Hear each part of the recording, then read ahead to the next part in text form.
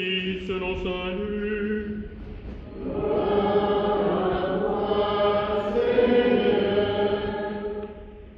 En ce temps-là, la foule se pressait autour de Jésus pour écouter la parole de Dieu, tandis qu'il se tenait au bord du lac de Génézareth.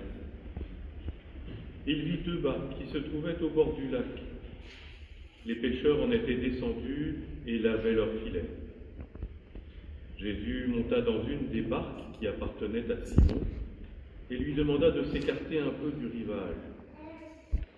Puis il s'assit et de la barque, il enseignait les foules. Quand il eut fini de parler, il dit à Simon : « Avance au large et jetez vos filets pour la pêche. » Simon lui répondit : « Maître, nous avons peiné toute la nuit sans rien prendre. Mais sur ta parole, je vais jeter les filets. » Et l'ayant fait, ils capturèrent une telle quantité de poissons que leurs filets allaient se déchirer. Ils firent signe à leurs compagnons de l'autre barque de venir les aider. Ceux-ci vinrent et ils remplirent les deux barques à tel point qu'elles s'enfonçaient. À cette vue, Simon-Pierre tomba aux genoux de Jésus en disant : « Éloigne-toi de moi, Seigneur, car je suis un homme pécheur. » En effet, un grand effroi l'avait saisi, lui et tous ceux qui étaient avec lui, devant la quantité de poissons qu'ils avaient pêchés. Et de même Jacques et Jean, fils de Zébédée, les associés de Simon. Jésus dit à Simon : « Sois sans crainte, désormais ce sont des hommes que tu prendras. » Alors ils ramenèrent les barques au rivage, et laissant tout, ils le suivirent. Acclamons la parole de Dieu. Louange à toi, Seigneur Jésus.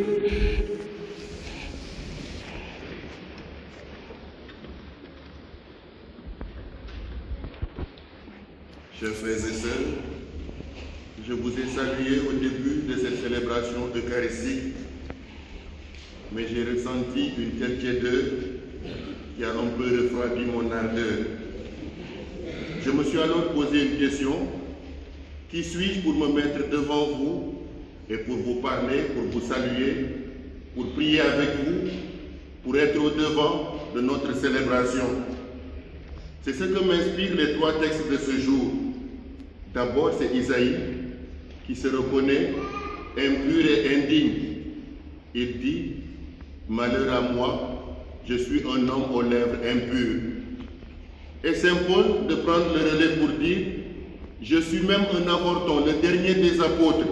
J'étais persécuteur des chrétiens. » Et Saint Pierre, Simon, qui dit : « Éloigne-toi de moi, Seigneur, je suis un homme pécheur. » Et moi aujourd'hui devant vous, après cette salutation, de dire : qui suis-je? Je suis un homme pécheur. Je suis un homme pécheur dans un peuple, dans une église, et avec vous, nous sommes tous pécheurs. Mais la question fondamentale qu'il faut se poser, c'est pourquoi Dieu choisit un homme? Pourquoi Dieu choisit une femme pour lui confier une mission? Qui sommes-nous pour recevoir de Dieu une mission? C'est cette même question que se pose Isaïe, Saul le persécuteur devenu Paul et Simon devenu Pierre, car eux-mêmes se sont sentis indignes de la mission que Dieu leur confiait. Isaïe n'avait rien de plus que ses frères et sœurs, et la vocation d'Isaïe nous renvoie à chacune et à chacun d'entre nous. Et en relisant le texte, je me suis rendu compte que j'étais le plus terrible de ma famille. Et pourtant, c'est moi que Dieu a choisi pour pouvoir annoncer sa parole. J'ai revu le signe de la vocation que j'ai vécu et je me suis dit, mais j'aurais pu être comme les autres. Pourquoi Dieu a choisi de poser sa main sur moi? C'est parce que je suis peut-être dans cette famille le plus grand des pécheurs. Et quand Dieu choisit, c'est parce que bien sûr cette mission conduit à quelque chose. Et il y a donc un mouvement dans ce choix que Dieu fait. Et le mouvement, c'est bien sûr de Dieu à l'homme, de l'homme à Dieu et bien sûr de l'homme aux hommes.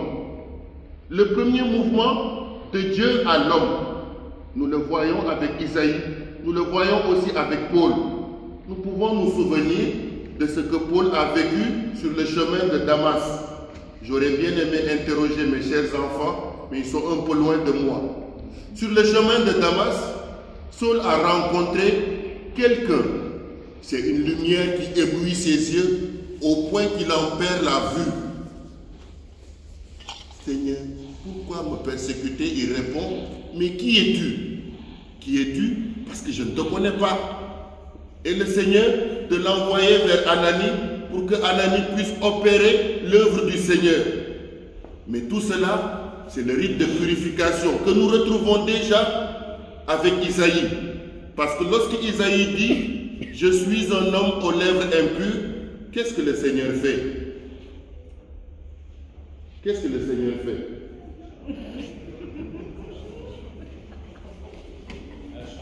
Tu as été choisi comme servant de maître. Qu'est-ce que le Seigneur fait? Et voilà, elle dit pourquoi moi? Comme Isaïe, pourquoi moi? Qu'est-ce que le Seigneur fait? Le Seigneur envoie son ange. Et qu'est-ce que l'ange a? Mais nous avons tous écouté, non? Qu'est-ce que l'ange a? Charbon, un charbon.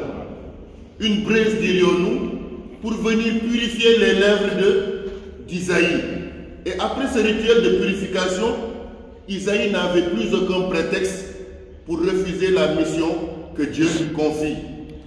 Et si nous relisons le livre de Jérémie, nous retrouvons aussi cette même situation où Jérémie dit « Je ne suis qu'un enfant ». Enfant en latin, infant, qui veut dire celui qui ne sait pas parler. Mais Dieu lui dit « Je mettrai dans ma bouche tes paroles ». Et donc, dans le choix que Dieu fait, il nous faut nous-mêmes nous rendre compte que dans ce mouvement, Dieu nous a déjà purifiés. Quand est-ce que Dieu nous a purifiés? Au jour de notre baptême, comme tout à l'heure avec Yvan.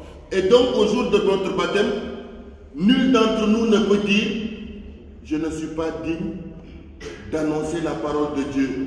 Je ne suis pas prêt pour telle et telle autre mission. » Parfois, nous avons l'impression qu'il y en a qui sont derrière la porte et qui disent « C'est pour les autres. » Bon, c'est pour le Père Jacques, c'est pour le Père Franck, Monseigneur Franck, c'est pour le Père Michel, c'est pour le AP, c'est pour les autres.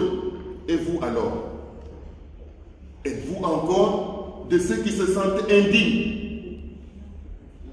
Dieu ne choisit pas des dignes ou des parfaits. Il les rend parfaits, il les rend dignes. Et il nous a tous rendus dignes pour que nous puissions porter cette bonne nouvelle. Et alors, c'est le mouvement de l'homme à Dieu. Ce mouvement de l'homme à Dieu, nous le voyons avec Isaïe. Après cette purification, Isaïe répond promptement. « Me voici Seigneur, envoie-moi. » Et Paul dit, « Moi qui étais persécuteur, je suis aujourd'hui prêt. » Pourquoi? Parce que lui-même qui était païen a été choisi pour annoncer la bonne nouvelle aux païens. Et alors, Saint Pierre qui était pécheur, c'est tellement marrant. Jésus est fils de charpentier. Il a été adopté par Joseph, charpentier. On dit le fils du charpentier, n'est-ce pas? Et c'est le fils du charpentier qui vient dire à un pêcheur professionnel, jette le filet de l'autre côté. Entre un charpentier et un pêcheur, Pierre devait savoir là où trouver le bon poisson. Mais c'est pour nous dire que Dieu nous bouscule même dans ce que nous sommes, dans nos propres convictions, pour nous faire porter sa mission. Et alors, le mouvement de Paul, c'est de dire « Je suis prêt ». Le mouvement de Pierre aussi, c'est de dire « Je suis prêt » et d'Isaïe. Et en ce moment, il demeure la mission de l'homme à l'homme. Si aujourd'hui, des gens n'entendent pas la parole de Dieu, la faute à qui? La faute à qui? Moi, je vous pose la question. Aux prêtres? Certainement, puisqu'on se dit toujours c'est pour eux. La faute à qui? Mais si, comme tout au début, je vous ai salué, si c'est avec cette tiédeur que nous devons annoncer la bonne nouvelle, cette bonne nouvelle ne réchauffera pas notre monde. Alors, chers amis, il faudrait que cette braise qui a purifié notre lèvre puisse être ressentie dans notre monde. Il faudrait qu'on soit prêt à annoncer la bonne nouvelle avec joie, pour que ceux qui nous écoutent, ceux qui nous voient vivre et ceux qui nous côtoient ressentent cette braise et puissent eux aussi s'interroger sur ce que nous avons reçu. Chers amis, le mouvement de l'homme à l'homme ne s'arrête pas simplement à un mouvement d'humanisme. Je ne vais pas aider l'autre parce que simplement j'ai pitié. Non, je vais aider l'autre parce que je porte Dieu en moi. Jésus m'a choisi pour être son acteur, son missionnaire. Et aujourd'hui, dans cette relation, nous avons nous-mêmes à apprendre de ce que Jésus dit à Pierre. Avance au large, que nous avons traduit il y a quelques années, Tuk in altum, va au large. Et aujourd'hui, chacun d'entre nous doit se dire, mais c'est où ce large? Où devrais-je aller pour avancer au large et pour porter cette bonne nouvelle? Et Ignace de Loyola dit, agis comme si tout dépendait de toi et prie comme si tout dépendait de Dieu. La mission ne dépend pas de nous. Il nous faut agir, mais en agissant, nous sommes envoyés par Dieu. Puissions-nous alors porter cette bonne nouvelle dans la chaleur que Dieu même a placée en nous à travers cette lumière au jour de notre baptême, mais aussi dans la joie que nous avons reçue d'être choisis malgré nos péchés, nos difficultés. Il ne faut pas ressasser le passé. Si aujourd'hui, moi, je me mettais à dire j'étais un homme pécheur, je ne suis pas digne, peut-être que vous ne m'aurez jamais connu comme prêtre. Et alors, dans cette église, chacun d'entre nous est choisi, chacun d'entre nous est voulu, mais surtout, il faut se dire que chacun d'entre nous est envoyé pour que la bonne nouvelle soit annoncée aux hommes et aux femmes, maintenant et pour les siècles des siècles. Amen.